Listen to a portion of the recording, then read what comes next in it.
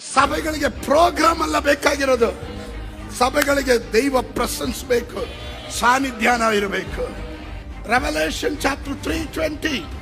ಇಗೋ ಬಾಗಿಲಲ್ಲಿ ನಿಂತುಕೊಂಡು ತಟ್ಟುತ್ತಾ ಇದ್ದೇನೆ. ಯಾರು ತಟ್ತಾ ಇರೋದು? ಯೇಸು ಸ್ವಾಮಿ ಮುಂಚೆ ಎಲ್ಲಿದ್ರು? ಸಭೆ ಒಳಗಡೆ ಇದ್ರು. ಈಗ ಎಲ್ಲಿದ್ದಾರೆ? ಹೊರಗಡೆ. ದ ಲವೋದಿಕ ಕಾಲಘಟ್ಟ. ಈ ಯುಗದಲ್ಲಿ we have programs, we have events. 2 ಹಾಡು, 3 ಪ್ರಾರ್ಥನೆ, 1 ಕೀರ್ತನೆ, 1 ಸಂದೇಶ. Glory, goodbye. Even we are not bothered about whether Jesus is there, His presence is here or not. ಇವತ್ತು ಪ್ರತಿಯೊಂದು ಸಭೆಗಳಲ್ಲೂ ಈ ಪ್ರಶ್ನೆ ಬರಬೇಕು, ನನ್ನ ಆರಾಧನೆಯಲ್ಲಿ ದೈವ ಸಾನ್ನಿಧ್ಯಾನ ಇದೆಯಾ? ನನ್ನ ಪ್ರಾರ್ಥನೆಯಲ್ಲಿ ದೈವ ಸಾನ್ನಿಧ್ಯಾನ ಇದೆಯಾ? ನಾನು ಮಾಡುವ ಸಂದೇಶದಲ್ಲಿ ದೈವ ಸಾನ್ನಿಧ್ಯಾನ ಇದೆಯಾ? Come on, somebody shout hallelujah.